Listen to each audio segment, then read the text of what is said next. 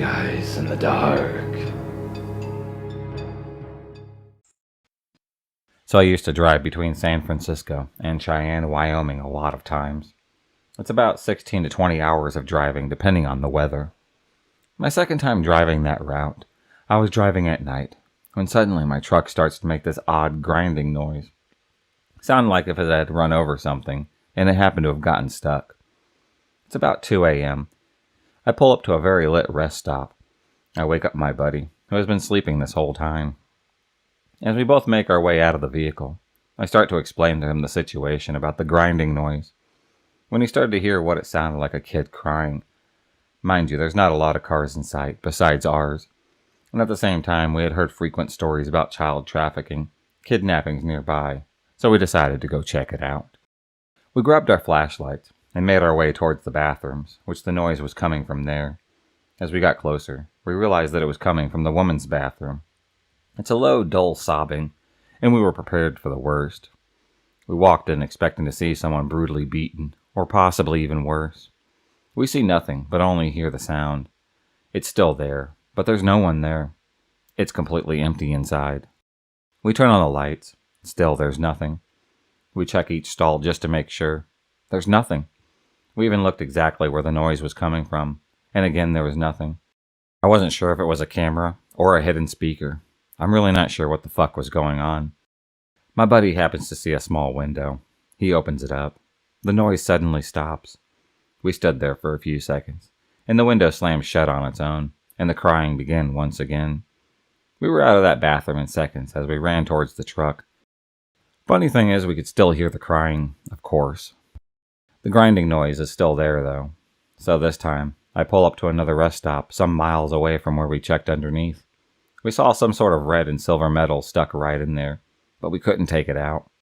A few days later, I had to take it to a mechanic buddy of mine. He told me that the piece of scrap metal that was stuck was part of a kid's bicycle. I don't know if this is somehow related to our experience, but it was one of those moments for me that I definitely will never forget. This happened to me just a couple of days ago. Around 9 p.m., I decided to go walk my dog. I like to walk him at night, as very few dogs and people are around at this time. Anyways, I live on an estate, and outside my estate, there's a long stretch of back roads which lead to a huge farm. Me and my dog usually walk down this road, as there is hardly ever any people around, barely any cars either. We never had a problem there until the other night. I wear glasses, but I do try out contacts once in a while, as my only pair of glasses at the moment are breaking. They're being held by glue, so they're pretty flimsy. Also to note that my dog is border collie, so he's decently sized, but still gets very anxious and easily startled at times. So while we were walking, we heard a cow, which was pretty common around here, but it still scared my dog. I decided to hurry up and walk to the no trespassing sign that we usually walk to, then back and walk home. On the way back, we heard a cow again. No clue if it was the same one from before, but it sounded like it was in pain, and it was very loud, which scared my dog. So he started to run. I'm only 16, and maybe about 5'6". He started to pull me, so I had to start running, which causes my flimsy glasses to break. Well, at least one of the arms did. I took them off, and tried to find the broken arm of my glasses after my dog had stopped running. When I reached the place that I thought that it fell, started looking, which was hard with no glasses on. Anyways, we heard another shriek, except for it wasn't a cow. It sounded more like a woman's scream, if she had smoked her entire life. It was very loud, and took me and my dog by surprise. This time, we both started running.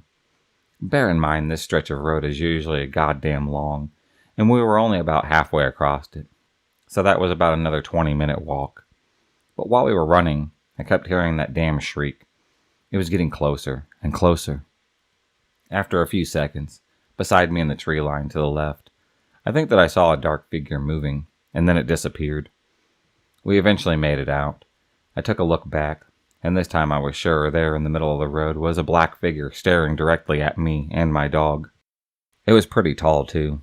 It definitely was not a shadow or a ghost, as the leaves and bushes shook it as it went into the tree line, then into the field. Even though I didn't have my glasses, I was sure that I had seen it there, as my dog was also staring at whatever it was. On the way back, though, we kept on hearing that scream. It wasn't getting closer, though, but it was still pretty terrifying. I definitely won't be going back there anytime soon. I originally had wrote this on a couple of forums to figure out if someone could help me to know exactly what that was. I was driving home one night, as I had not seen my family for about 2 weeks. I was filled with excitement. I decided to take a shortcut through a desolated area that I didn't know too well. I had heard stories through the scanner about it, mostly ghostly tales. And I do, as a matter of fact, believe in ghosts.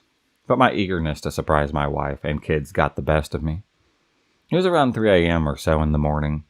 I had been on that particular road for about an hour already. There was nothing out of the ordinary that had happened.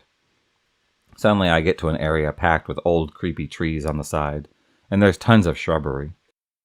As usual, my radio was on, and out of nowhere this horrible static starts to crackle through the speakers. I started to feel pretty chilly, and very uncomfortable.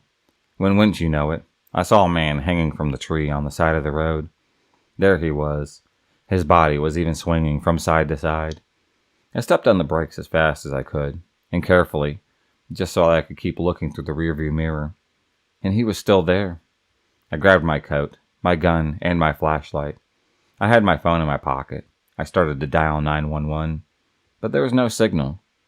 I made my way through the shrubs, and when I reached the tree, he was gone. I moved the flashlight around, thinking that maybe he got free. I went back to my truck, looked back. There he was once again, hanging like I had seen him before. After this, let's just say that I didn't like taking shortcuts anymore. So I had got loaded up in Louisiana at around 2:30 in the morning. I wanted to be home in Texas by sunrise, so I took the back roads. I'm hauling ass. It's getting close to about 3:15. I have the radio on. All of a sudden, the truck length in front of me, I see a black, misty, rectangular box. It's probably a coffin. Fly over the road just from the right to the left. I hit my brakes, not wanting to run over anything. I slowed to about 5 miles per hour. I looked over to the left, and there was an old cemetery. I looked straight ahead, and I got the hell out of there. Also on I-81, near Dublin, and right at the exit of 98. There's an empty lot right next to a fast food joint. It was around 3:30 in the morning. I couldn't keep my eyes open anymore, so I decided to pull in for the night. I released the brakes, just stumbled to the back to go get some sleep. As soon as I lie down, I hear a banging on the door. My immediate thought was the cops probably saw me pull in, or it's a private property, and I have to move. So I get up and open up the cabin curtains. There's no one around, no lights whatsoever. It's quiet. Then slowly I hear knocking on the top sleeper window, which are pretty damn high. They're over 10 feet probably. Just on the left is a slow and steady knock, and the right is a more fast-paced knock. I'm so tired that I ignore it and pass out. That night not only did I have the most terrible dream, but I felt somebody was watching me from inside the sleeper. When I was trucking on a run through east central Texas, I was on my way back to Louisiana in the middle of the night. I was driving up a hill on a smaller state highway when my truck started acting pretty funny. It was slowing down as I approached the top of the hill. I couldn't make it go any faster, though. There were old wood-framed houses on the side of the road, but it looked like everyone was in bed for the night. My engine started to knock as it slowed down. The wind was blowing leaves through the road in front of me, and something about that didn't look right to me. I started to be more than a little freaked out, but I kept as calm as I could. Just as I reached the top, my truck was nearly stopped. I heard the most disturbing sound. It was the passenger door latch, which I had kept locked, clicked as if someone was trying to open up the door. The door swung open for a few seconds, and then it shut itself. After this, the engine smoothed out, and I began to pick up speed. I kept going until I reached the next truck stop, and got some coffee to compose myself with. This past summer for my graduation gift, my mom and grandmother took me to Alberta to go watch the Spruce Meadows Master Tournament. We flew out there, so we decided to use Uber to get to and from the showgrounds. We don't have Uber where I'm from, but everyone says Uber drivers in the area were awesome. For the first 3 days, the drivers were great. They picked us up within 5 or so minutes and got us there in 15 minutes tops. The cars were clean and safe. On day 4, we called for an Uber 45 minutes before the time we wanted to be picked up at, which was 9:30 a.m. 10 a.m. rolls around, and we thought that we'd give it another 10 minutes before calling for a different driver. 10:05-ish, the original driver comes. In his profile, it said he was driving a 2017 Dodge Journey, but when he got there, it was definitely the right guy, but he was in this old run-down-looking beater. My first instinct was to go up to the driver window and ask him to roll it down. Before I could ask him his name, just to check and make sure, and ask him what happened to his car the app said that he would be driving, he almost shouted at me in a very angry tone. "Yes, I'm so-and-so. This is my sister's car. Mine's in the shop. Now get in, ladies. I have other riders waiting." I was shocked and scared already at this point. I looked at my mom and my grandmother. They said to just get in, so I did. I sat in the back with my grandma, and my mom sat in the front. We told him where we needed to go, and we were on our way. He had taken a different route that he claimed was quicker. On the highway in Calgary, 15 minutes is already pretty fast. 15 to 20 minutes had passed, and he had been chatting up my mom in a very flirtatious way the whole ride. He had taken us into the countryside that seemed to be forever away from where we were going.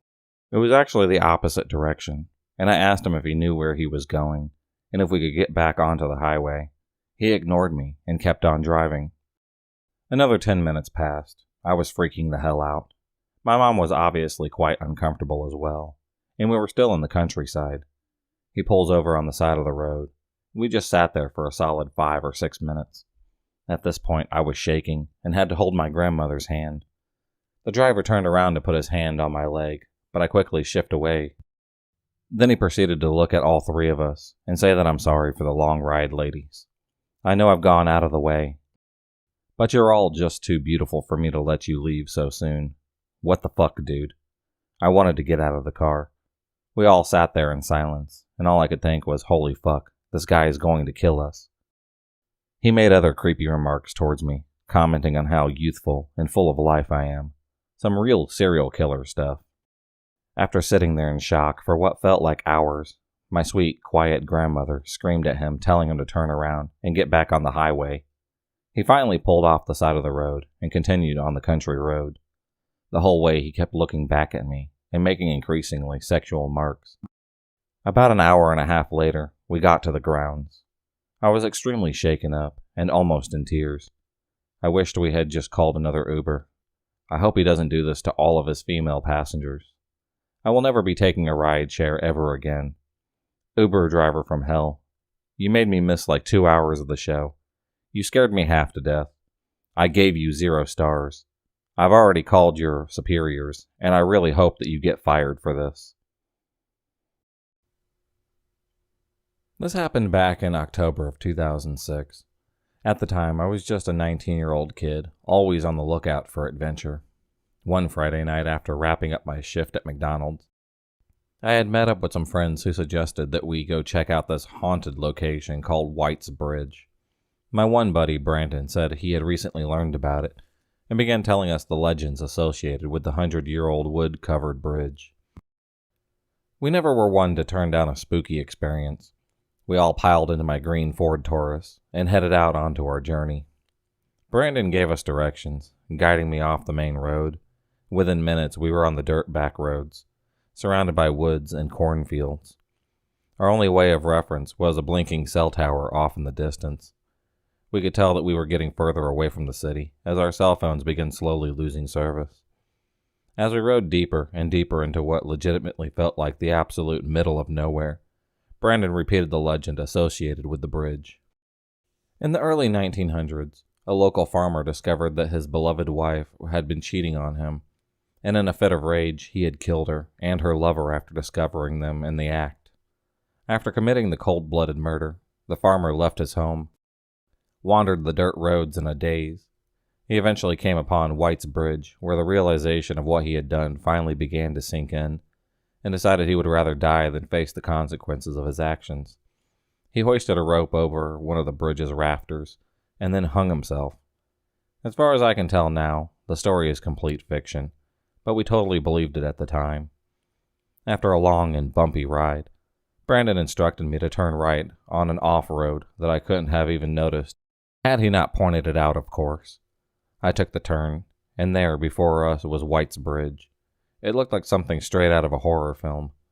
An old, wood-covered bridge, aged by time, sitting alone above a river deep in the middle of nowhere. We parked the car on the side of the road and got out to explore. Immediately catching our eye was a scarecrow lying abandoned at the entrance of the bridge. My friend Mike, who was known as somewhat of a risk-taker, and a stupid one at that, picked up the scarecrow and lit it on fire. The hay body burst up into a ball of flames. Mike waved it around proudly next to the old dry wood bridge. Realizing the risk, I told him to throw the damn thing into the river and put it out. Thankfully he did. After making sure there weren't any rogue embers that would ignite the bridge, Brandon suggested that we get back in the car and pull it into the bridge. He explained that the legend was that if you parked your car in the middle of the bridge, put it in neutral, and killed the engine, the spirit of the dead farmer would push the vehicle forward to get it off the bridge. Naturally, we had to try this. We piled back in and did exactly as he said. We parked halfway across the rickety old bridge and killed the engine.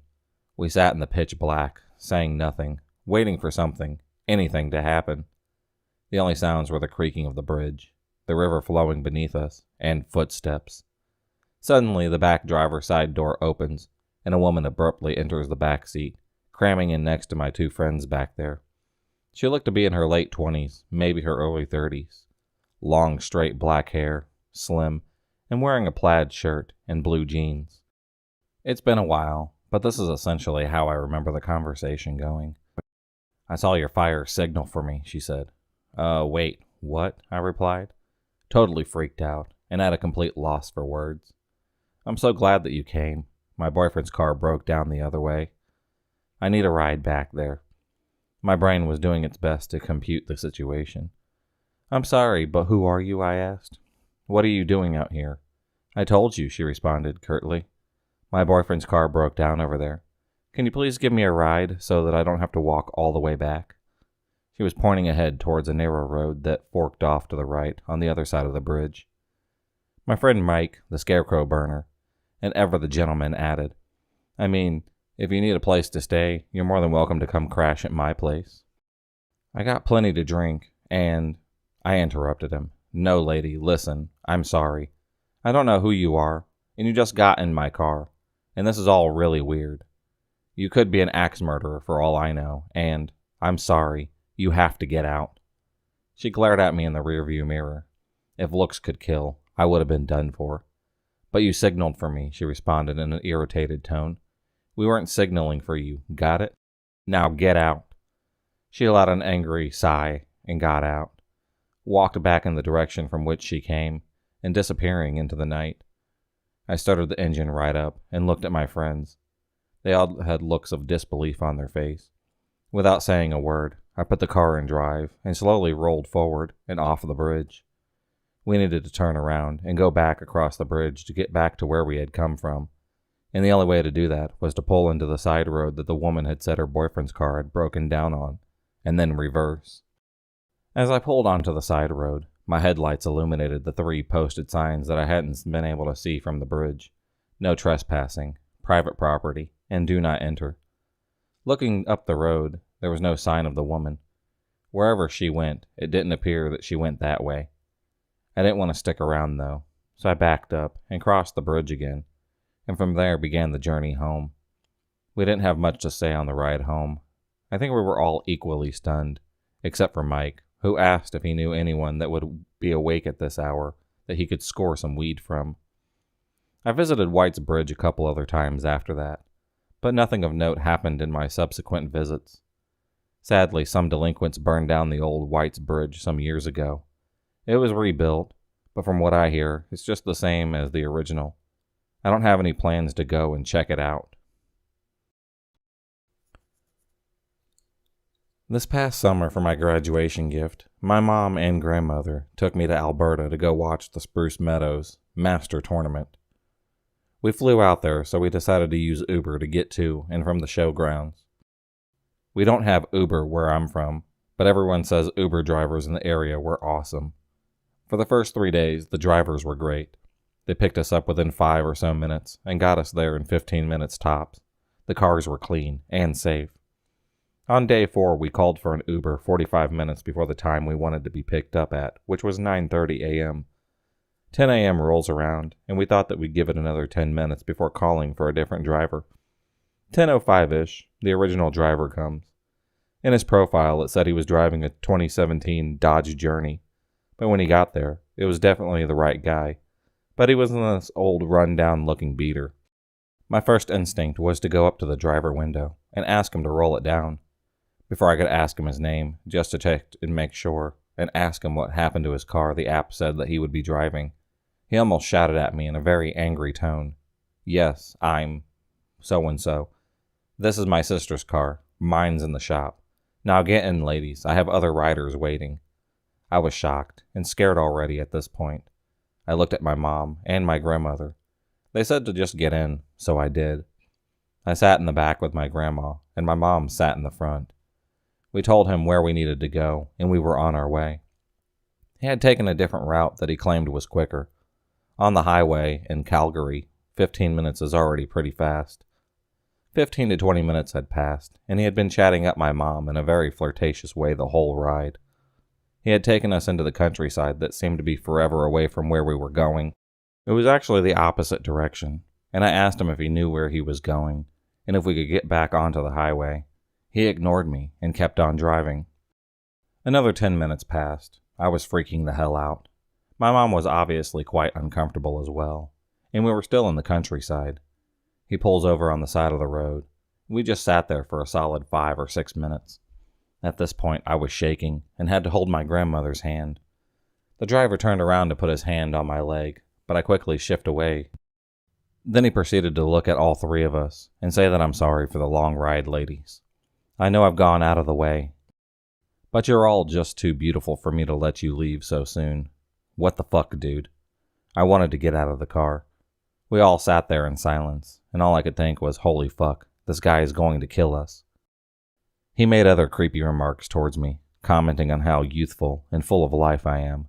Some real serial killer stuff. After sitting there in shock for what felt like hours, my sweet, quiet grandmother screamed at him, telling him to turn around and get back on the highway. He finally pulled off the side of the road and continued on the country road. The whole way he kept looking back at me and making increasingly sexual marks. About an hour and a half later, we got to the grounds. I was extremely shaken up and almost in tears. I wished we had just called another Uber. I hope he doesn't do this to all of his female passengers. I will never be taking a ride share ever again. Uber driver from hell. You made me miss like 2 hours of the show. You scared me half to death. I gave you 0 stars. I've already called your superiors, and I really hope that you get fired for this. I was a stubborn and precautious teen. At age 15, I had a lot of friends, but I was a bit of a loner and enjoyed long walks in nature. Very long walks, sometimes 10+ miles. Since I couldn't drive yet, I would often just take off from my house and walk on back roads all day.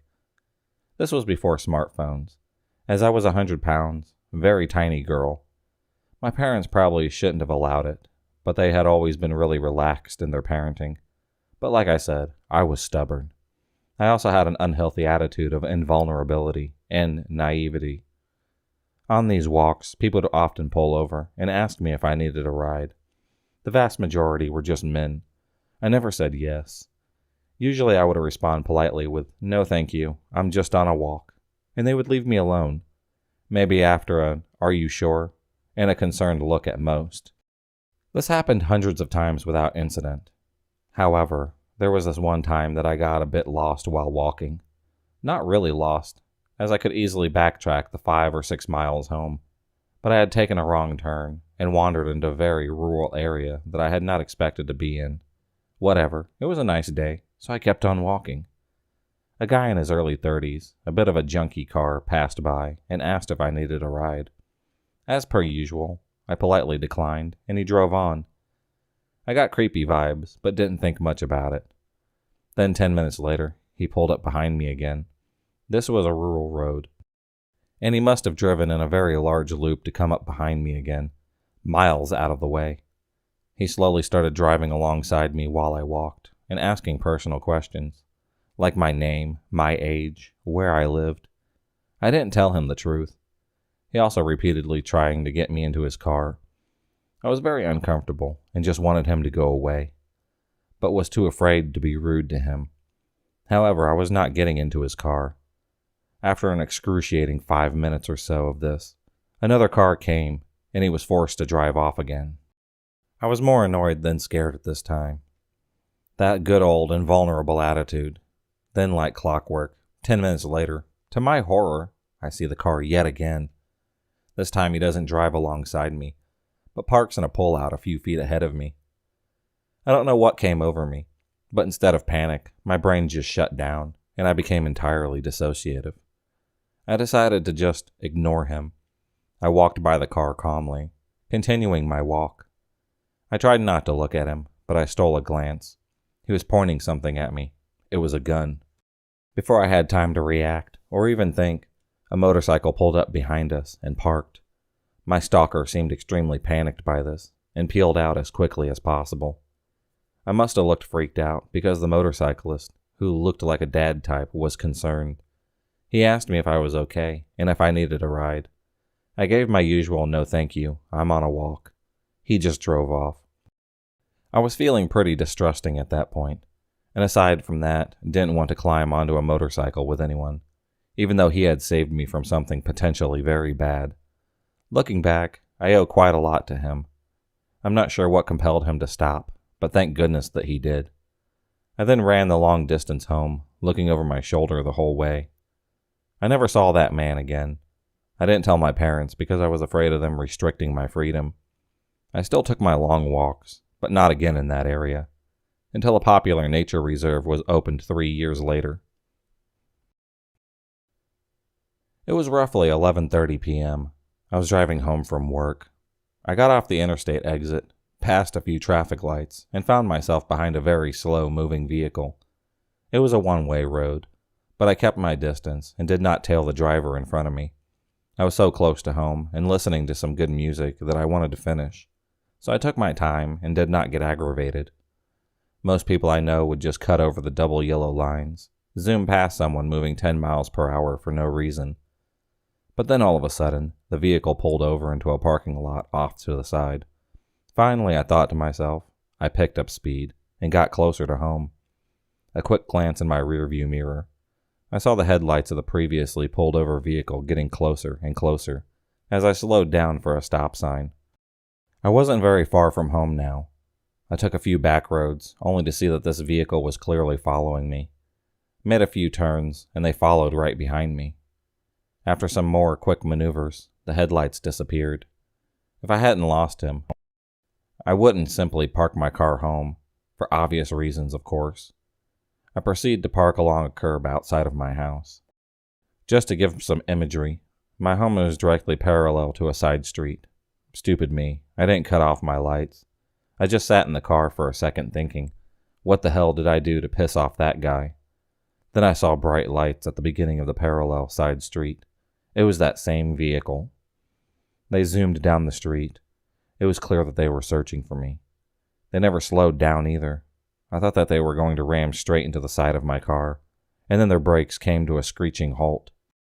The front of their vehicle was inches away from my driver's side door. I looked over and was blinded by the headlight. I calculated what to do next. As I went to dial 911, the driver blasted their horn down for what seemed like an eternity. Fearing my girlfriend would think it's merely me holding my horn down to get her attention. I can be forgetful of my house keys at times. I quickly texted her, "Stay inside the house, please." I didn't mean to frighten her, but I was concerned for her safety. I know they wanted me to get out of my car, approach their window, and go crazy on them, but I knew that may have not ended well for me, nor would I have even opened up my door at that point. Unless I had climbed over and exited through the passenger side door. All of a sudden, they shut the engine off. The lights extinguished, and I looked over to the car. Their driver's side door was open. Instantly, I put my car in reverse. I must have backed up at least going 15 miles per hour. It was like something out of an action movie. I pulled a U-turn and drove and drove. I called my girlfriend, told her to call the police from the landline, lock all of our doors, and stay on the phone with me the entire time. I described what may or may not still be parked outside of the house. She told me she looked outside the window. There was no car to be seen. I circled around the block a few times and returned home. I was able to get the license plate, and I reported it. I've got to keep an eye out for that same car, but have not seen it since that night. I've lived most of my life way out in the valley countryside of Ontario. Given, that's not a whole lot for an 18-year-old, but for me, it's the only place that I can call home, and I like to think that I know the entire area, like the back of my hand at least. Adventures across the long, crossing roads, pastures, and woods that made up the skeleton of my village were a common venture in my childhood. As a young kid, I had a habit of biking extremely far out in hopes of finding new places, and sometimes my dad or one of my friends' parents would toss out bikes in their backyard and take us way out to the back road and let us explore for a few hours. This was how a lot of us first found that one of these crappy gravel surroundings by thin woods was a worn-down old shack, sitting there about 20 meters off the path. Honestly, I never thought anything of it, except for the fact that it was creepy. It had no windows to see inside, and I never went anywhere near it. But one of my friends at the time said that her older sister had tried to go in, and that the door was completely locked. We all had better things to be curious about at the time than that anyways, so I quickly moved on, and it became nothing more than a mundane landmark of the area. Honestly, I had completely forgotten about it for a few years now, except for last Tuesday. I was coming home from one of my very late classes at my university, and I usually take the back roads I perused many years ago, as they're more straightforward and scarcely ever have any sort of traffic. As I drove down the gravel path that would wind along the side of the country and eventually take me to the next street that I needed to turn onto, I noticed a faint glinting coming from within the trees up ahead, maybe about 100 meters from my car. Was it a flashlight, I thought? But as my car came closer, I realized what I was really seeing. The light inside of the shack was on. I should mention now that all of the nearly 13 years that I've spent living in my area, I have never seen the door open, and I have never seen a light on inside of that shack, ever. Not even once. I must have driven past that shack probably almost 100 times in my life, but this was the first time I'd ever seen any sign of a person's presence having been anywhere near that thing. That, coupled with the fact that it was 10 o'clock at night, and pitch black outside aside from my headlights, and the faint, incandescent glow light up from the door frame up ahead, immediately filled me with what I can only describe as a weird sense of dread. It would be hard for most people not to immediately be unsettled by something like that, and I am someone who's easily spooked. Fortunately, while my car approached the light, I was curious enough, despite the feeling in my stomach. I slowed down as I was about to pass, hoping that I would see what was going on inside. And this is probably the only reason I managed to spot the dark shape that burst out of the foliage on the side of the road, directly into my path. I wasn't going very fast at that point, but I was still pounding the brakes rather hard in alarm, so my car came to a crunching stop on the gravel. For a moment, I was just really confused and freaked out. What was that? Had I almost hit a deer or something? This is far out in the country. A deer would have been the most likely and most reasonable assumption. But in my beams of the car, I could see what had stopped me. A very tall, very lanky old man with scraggly and balding gray hair. Right away, I got that impression that this man was very poor. He looked dirty and unkempt, and his clothes hung off of him. However, I'm generally used to seeing people who aren't that well off in my town, and I don't like to judge people right away based off of the sort of thing. So I was mostly just extremely unsettled over what the hell this guy was doing way out here, and why he had just walked out in front of my car. As I sat there confused, the old man came around to my window and knocked on the glass. Feeling my memories of stranger danger, conversations with my parents kicking in, as old as those conversations were, I rolled down the window just a crack, only enough for someone to be able to hear me and for me to hear them. I was already creeped out enough as it was. Immediately, I had to say what I was thinking. What are you doing out here? I asked. In my peripheral vision, I could still see the light from the shack. But in my mind's eye, I wasn't really registering it anymore. Stupid, I know. I should have made the connection immediately. But I was still kind of shaken by the fact that I could have run this guy over if I hadn't been able to stop in time.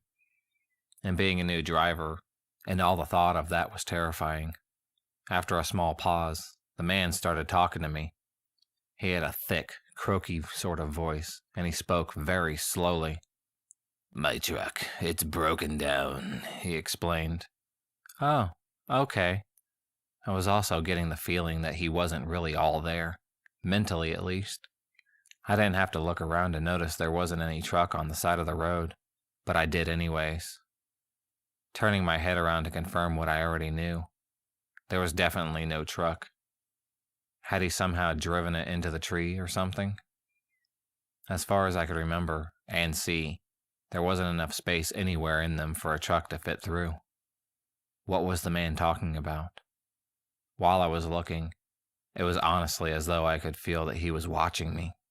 And when I turned back, he was still leaning down to peer inside of my window at me. "Where? I don't see it," I blurted out. I was definitely distrustful of this guy already. At first, he didn't respond, and my nerves were only getting worse the longer we were alone out here. Then he replied, "It's just up the road," he said, just turning to the point with his finger at this general direction. The lights on my car aren't exactly the greatest, but I could still see far enough that I really couldn't imagine where on earth this truck was supposed to be. I couldn't spot the faintest sight of it. While I squinted up ahead, he continued, "I'll show you where, if you come." At this point, I really had no idea what this old man was thinking I could do to help. I'm 18 years old, female, and very petite. I don't exactly look like the type of person who knows a lot about cars or how to fix them. And for the record, I'm really not. But as I was tired from a long day at school, so I absolutely was not at my brightest. And for some reason, a part of me felt guilty about leaving him out here alone if the truck was really broken. "Okay," I said, and I reached to my gear shift to start driving slowly up the road. But as soon as he saw my hand, he shook his head. "It's up ahead. It's not that far." "What? Excuse me, but no thanks. How the hell was I going to see anything in the dark if I got out of my car and followed him anyway? There is no harm in driving wherever he was trying to lead me."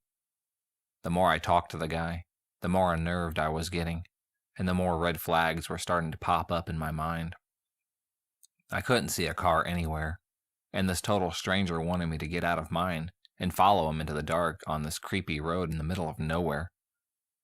I will admit, I am a bit of a naive person, but I am definitely not that stupid. So, no. I'd rather drive to it, I responded. This situation really wasn't making any sense to me. I could see his brow furrow, and he looked kind of agitated. He insisted, "Your car won't fit in there anyways." So, did his truck crash then? Why the trees? If we were going up the road.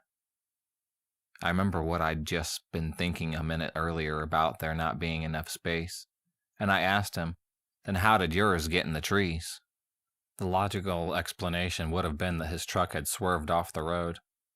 But even if that were the case, there was seriously nothing at all that I could have done to help him fix his car or get it back out again.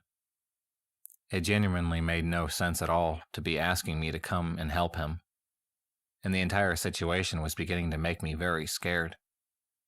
There was a lengthy enough pause between my question and him speaking up that I was beginning to think he didn't hear me or something. So I asked again. Still no immediate answer. When he finally did reply, he was staring at me directly in the eyes. I think I'm going to have nightmares about it for a long time. It was so sudden, and the way he said it was just so unbelievably creepy. "You don't look old enough to drive." I hear comments like this a lot, since I do look very young because of my size. Normally someone would say this with a smile, or something to signify that this is in fact meant to be taken as a joke. But the guy's face didn't change, even slightly. He just kept staring at me with a completely cold expression. The sheer inappropriateness of such a remark in that kind of situation immediately made my heart race. And all I could think of was, holy crap, what did this guy want with me? What I wanted to say next was, "Who the hell are you?" But instead, I anxiously fumbled for my phone in my pocket, babbling in a way that probably made it really obvious I was completely freaked out of my mind. Okay. I can just call someone to help you out. There's not really anything that I can do." As I said that, it occurred to me to wonder, what did this old guy not have a cell phone of his own? I know every older person has one, even if they're becoming much more common. But seriously. And then I also remembered, with a sudden streak of massive fear, the shack with the light on. I could still see the light coming from it just up ahead in the trees, and my dumb brain finally put two and two together. The old man hadn't even mentioned it at all. It was like it wasn't even there to him, and there was definitely no one out here that could have turned the light on, but the guy who was standing outside my car right now. What was he doing out here in that shack? Then, which had been locked for all these years by someone I never knew. There was definitely no truck around here. He wanted me out of my car for another reason. I think maybe the old man must have seen my face, that I was scared out of my wits, and about to book it out of there. Instead of any words, without warning, his face contorted with rage, and he swung his fist, pounding it against my window with enough strength to make it shudder. His eyes were wide, and he looked furious and completely freaking insane. Even though I was panicking more than I had ever done in my life, and I was sure he was about to smash the window in if he tried again. I screamed, threw my phone onto the floor, switched gears, and slammed my foot down on the gas pedal. I hurtled down the road, and when I glanced into my rearview mirror, I saw his dark shape turn from standing in the road, and I watched as he turned, and he walked off the road, directly back towards the light of the shack. I didn't slow down at all until I was nearly home, and absolutely sure that there was no one that could have been following me. When I got home that night, I spent a long time crying about what had happened with my mom. And though I don't think she believed all of what I told her, she called up everyone she knew to ask if anyone knew the old man, or if they knew who owned the shack. In a town like ours, just about everyone knows each other, and no one had any clue who he was. One of our family friends even swore that he was sure that it had been abandoned for at least 4 years now. And since most people don't usually take that road, no one said that they've ever seen a light on or the door open but me. I've been taking a different route from home to school ever since, and I really don't think I ever want to head back down that road. Creepy guy in the shack, please, let's not meet again.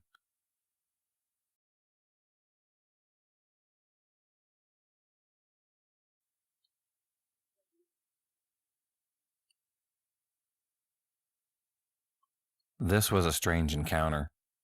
It was very scary at the time, but when I tell people about this story, they usually don't think it was something to freak out about. Last Thanksgiving, I was driving home from college with a friend. I live in a very isolated part of Arkansas that requires driving through an hour of hairpin turns in the mountains. There are lots of blind turns, and the whole time you're driving on the edge of huge drop-offs with no barriers. I'm usually pretty confident in driving through the mountains, but we were in my friend's car, so I was going slower than usual, driving about 5 over the speed limit. Almost as soon as we started, the roughest part of the drive, another car was tailgating us pretty close. This was stressing me out, and as soon as I saw somewhere I could pull over, I did. I pulled into a church parking lot, and my friend offered to drive the rest of the way, but I declined as it was completely dark, and she had never driven this route before. We get back on our way, and a few minutes later I have to come to a screeching halt as there's a car stopped in the middle of the road. It wasn't on the shoulder at all, just stopped dead in the middle of the road. My friend is saying that they must have broken down, but can't call a tow because there's no service in this area. I immediately have a bad feeling and lock the doors. I tell my friend to stay in the car no matter what. She is starting to get scared at this point and points out that she thinks that is the car that was following us. I can't tell, but I am very scared at this point. It's parked right before a hairpin turn, so I can't pass it. My friend starts frantically telling me to go ahead and pass it, but I don't want to get hit by a Mack truck or fall off the mountainside. I honk my horn, nothing happens. No chance of calling for help as there is no cell service out here. We wait there for a while doing nothing. My friend is crying and freaking out, but I'm too scared to try and pass them. I honk a couple of times, and eventually a guy gets out of the car, comes around back, and leans against his car just staring at us. My friend is freaking out even more, and I'm just frozen. I tell her not to make eye contact. I'm ready to floor it if he does something, but he just stands there and stares. He's not checking his car or anything. I try to stay calm and pray that another car will come along very soon. This goes on for what seems like forever, but probably about 15 or so minutes. He's just casually leaning up against his car looking at us. Eventually, we see car lights in our rearview mirror, and then the guy jogs to his door and then gets back into his car. He speeds off, going dangerously fast. So there was nothing wrong with his car. I start driving, not wanting to cause a wreck. We don't see anything else for a while, but we pass the same car parked along the highway a little while later. And it pulls back on and starts tailing us again. I try to speed up and get rid of him, but he keeps following. We have cell service at this point, but I don't know if we should call the cops because nothing really has happened. I call home and tell my brother what's going on and tell them to wait on the porch for us. The car follows me all the way home down the really long drive to my house. I get to my house and my two brothers are waiting on the porch holding their deer rifles. I pull in and the car just goes to the end of the drive, loops around and speeds off back the way it came. We try to see its plates, but we couldn't make them out. My friend and I were really freaked out, but I told her friends the whole story and they didn't think it was that big of a deal.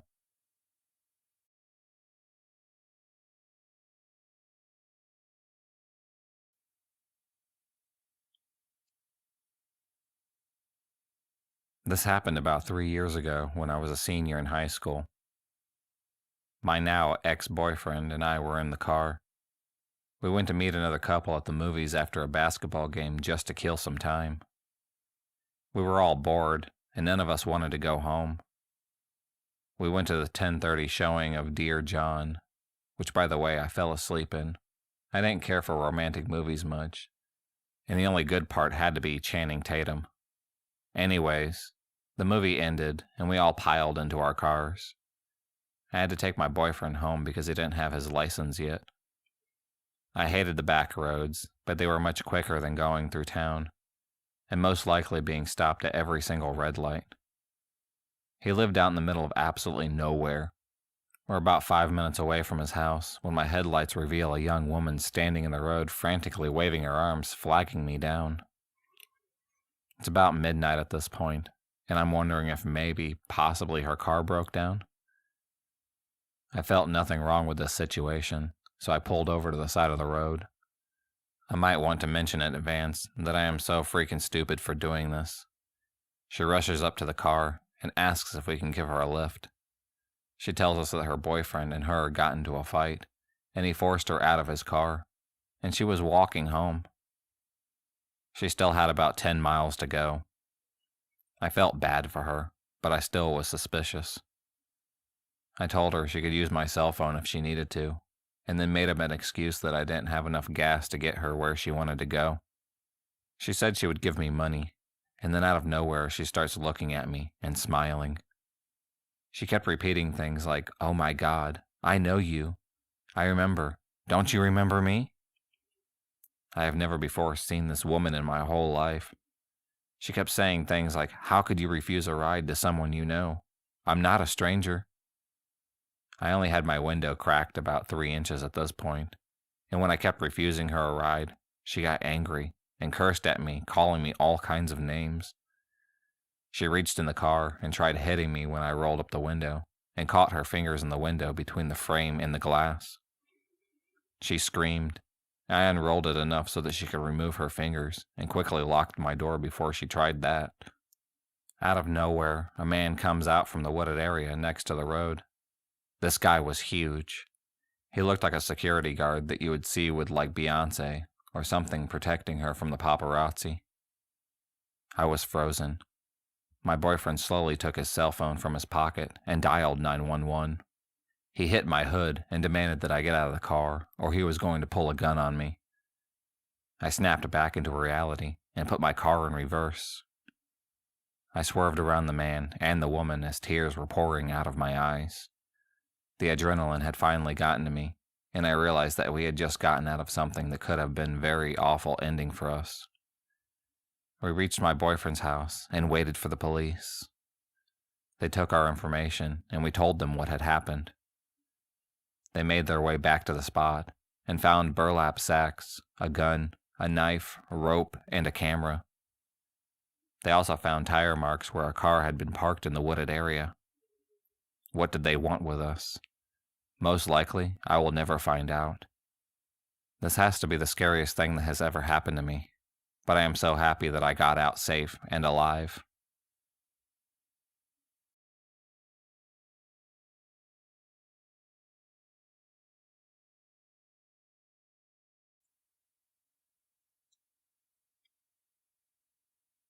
I was walking home at 1 a.m. on a Sunday morning.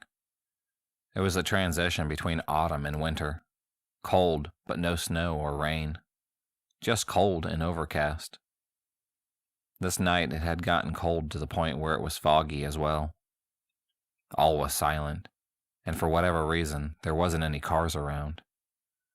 The street lights were very dim as well. I had 2 paths to get me home. The route with street lights that feels a bit safer, but it was really long, or the back road that doesn't have any lights, but it only takes about 5 minutes walking versus 15 to 20. Me being my lazy self, I decided on the latter of the two, the unlit route. About halfway through, I hear footsteps behind me, a fair distance away, but loud enough to hear nonetheless. I decide to look back, but see nobody behind me due to the fog. I decided to wait and saw a dark silhouette of a woman walking. She seemed young from what I could see. I'd say she was about mid-20s. I thought nothing of her and turned back and moved on. Suddenly I hear her footsteps speed up. Becoming slightly paranoid, I increase my walking speed a bit. She continues to walk even faster. I look back and she breaks into a full-blown sprint towards me. I could see an intersection ahead and was about 200 feet from the road, which I crossed to get to the condo that I live in. Adrenaline kicks in, and I sprint all the way to the intersection without even looking back. Once I got to the intersection, I stopped, and out of breath, I looked back to see nothing but fog. The woman had disappeared. All of a sudden, from within the fog, I hear a loud cackling laugh, similar to the one you'd hear from a witch in a movie. And she just continues to laugh and laugh, not stopping. I get spooked and Jay sprint across the road and quickly run into my home. Lock all of the doors and windows and look out of my living room window. There was nothing but fog. I continue to sit there for a few minutes until I see the woman again, slowly walking out of the fog. She couldn't see me since I was looking in from between the blinds, and it was dark. She stands in the middle of the street she was on, no cars around, and looks around to her left and her right. It seemed like she was looking for me. All of a sudden, something that I didn't expect to happen at all happened. She broke down into tears. She fell to her knees and started to sob, as if she were extremely hurt or disappointed that she couldn't find me. She sat there on her knees and sobbed, constantly for 5 minutes. Afterwards, she calmed down. She just got up and left, still quietly whimpering as she walked down the street away. 3 weeks later, the same situation occurs. I'm walking along the same road, same weather, fog and all. The exact same thing as the last encounter with the woman happens again, except this time I stopped across the street, turned, and looked back towards the fog. Soon enough, she walked out and stared at me from across the road. After about 2 minutes of us just looking at each other, she just turns around and walks back into the fog. I turn away and quickly go home. I look out the window again to see if she's there anymore, but she wasn't. I heard the same horrible sobbing a few seconds after, though, from within the fog. It spooked me, because the crying wasn't just a bit of emotional hurt. It sounded as if she were crying over something majorly painful in her life both times. Like a murdered husband, or if her house had burned to the ground. It sounded as if her life were ruined both times. It's been almost a year since both these occurred, and I haven't walked down the same road in the dark again for fear of seeing her. But the question still sits in the back of my head. Who was she, and why was she doing this? What was she crying over? I really discovered a love of walking and taking a hike over lockdown. There was days where I would spend hours out traveling the country roads, across fields, and through the woods. I live on the outskirts of a small town in Ireland, so the walks were a great form of exercise without going to a gym. It started with me and my dad going out for about an hour every day, but he knew I wanted more and told me to go on my own if he wasn't up to it or if I wanted to go further than usual. It was around July of 2021. I was 14 at the time, and even though lockdown was starting to ease, I was still walking. I decided to walk through the fields instead of the roads because having to stop for cars really irks me. I came to a plot of land with trees planted and decided to splash the boots before turning back. I was almost finished when I started hearing laughter from behind me. I pulled up my zip and buckled my belt to face whatever was there. I was surprised to see 5 people. None of them could have been much older than me. One of them waved, and I walked towards them. They were between me and my way back home, so I sort of had to. The group had been talking amongst themselves, but stopped when I met them. There were 3 boys and 2 girls. They all had bags or backpacks, and were all similarly dressed in dark graphic tees, black cargo pants with funny-looking keychains. A bit of weird sight considering things like skate culture aren't really big where I'm from, and anyone who's ever owned a nice piece of clothing wouldn't wear it out in a place where they would go trip out into a cow patty. The guy with the Thrasher t-shirt smiled and asked, "What are you doing out here?" I realized it must have been a bit weird to meet a stranger in the absolute aerials of nowhere, so I just said, "I'm taking a shortcut through the back road." Another boy chimes and says, "Don't lie, Colchi. I saw you taking a piss in the woods." It dawned on me they were both too well spoken to be anyone local. I felt a little intimidated, so I told him nature was calling, as jokingly as I could anyway, to which they all laughed. I wasn't sure if it was my accent that they found funny, or the fact they had caught me, and I was made visibly embarrassed. One of the 2 girls breaks from the laughter and pulls a face of disgust. "Oh, for fuck's sake, what are you doing with that necklace?" referring to the cross necklace that I was wearing. It didn't really scan with me how serious she was, so I just let out a chuckle. But the 4 others stopped laughing too. The girl who spoke pulled a book from a tote bag she had worn over her shoulder and said, "You've probably already ruined this by pissing on the ground too," as if I was supposed to know what that was. The 5 of them all genuinely looked gutted, as if I had genuinely ruined their day. I just responded with, "I really don't know what you mean."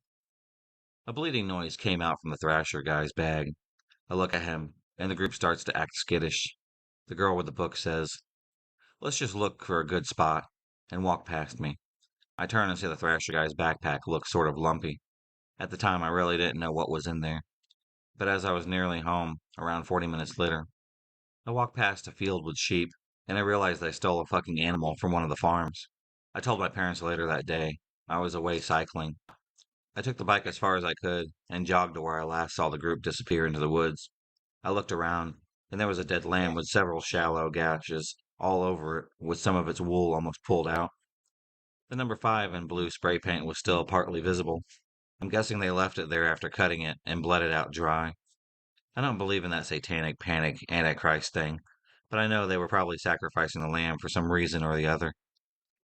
I was helping my friend, who I'd told this story to, with farmhand work the week after, and all of his livestock were accounted for, meaning I have a rough idea of which field they got the sheep from, but I didn't want to ask the owner in case he thought that I did something to it, or had anything to do with its disappearing.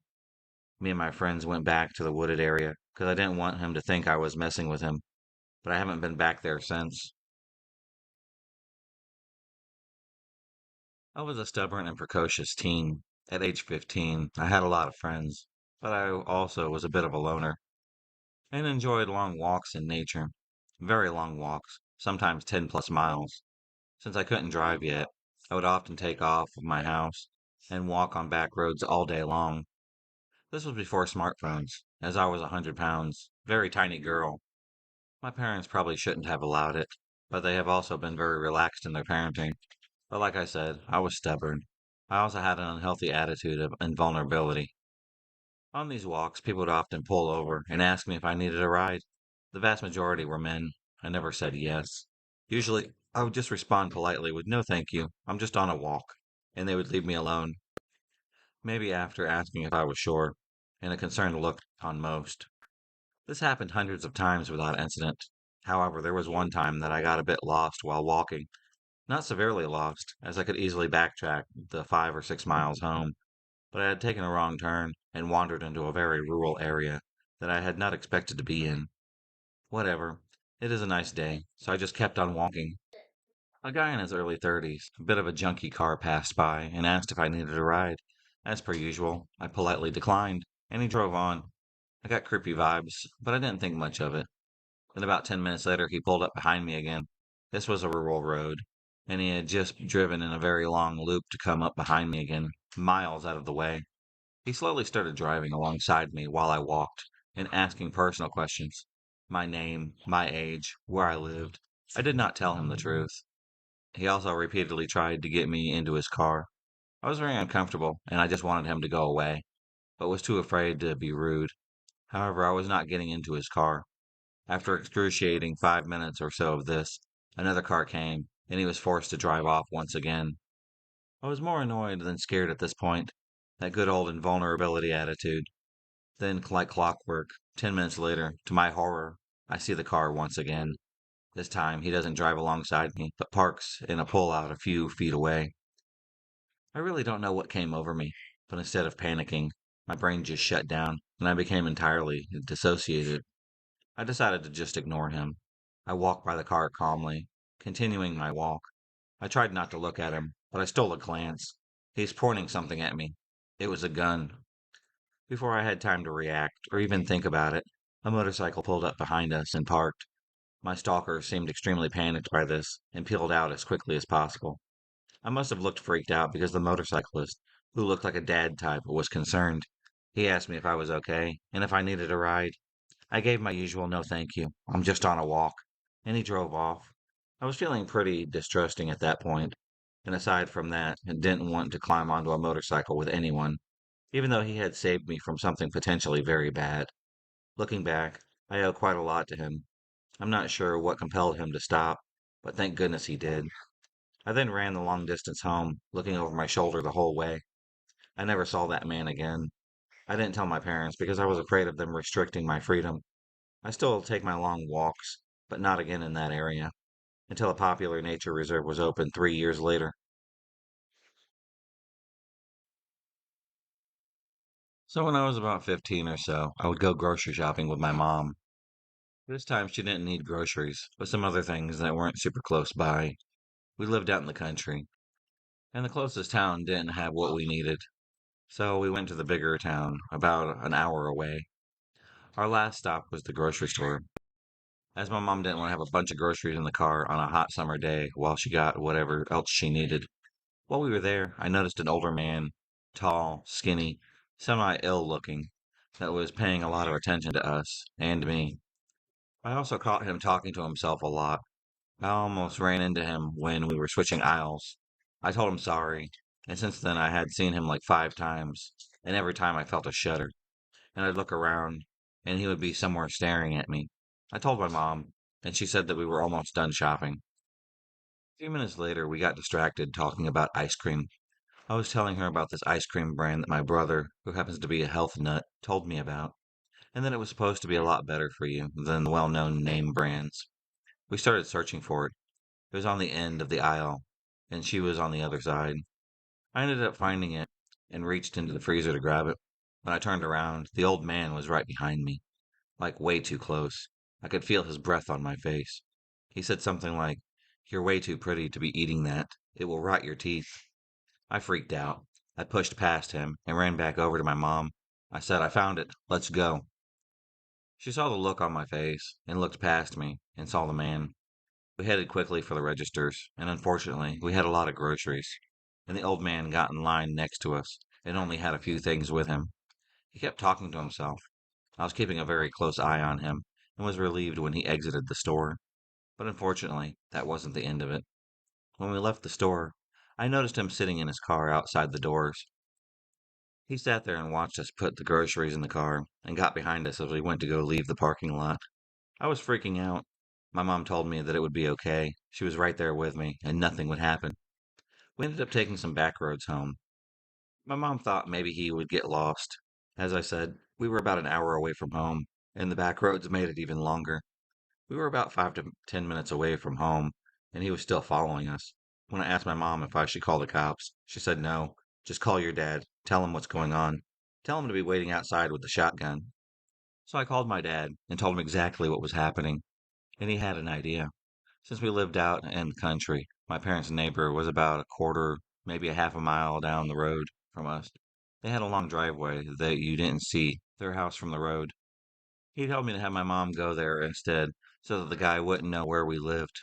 My dad got out there first, told the neighbor what was going on, and they both grabbed their shotguns and waited outside for us to pull up. The guy followed us down the dirt road, and as soon as he got to the clearing with the house and saw my dad and our neighbor with their shotguns out, he threw his car into reverse and hightailed it out of there. I had already memorized the license plate number, told my dad that after we got home, he called and gave the license plate number to the cops. Not sure what happened after that, though. If you enjoyed this video, please subscribe, like, and hit the bell for notifications on future videos and become a stalker of the night. And I'll see you next time.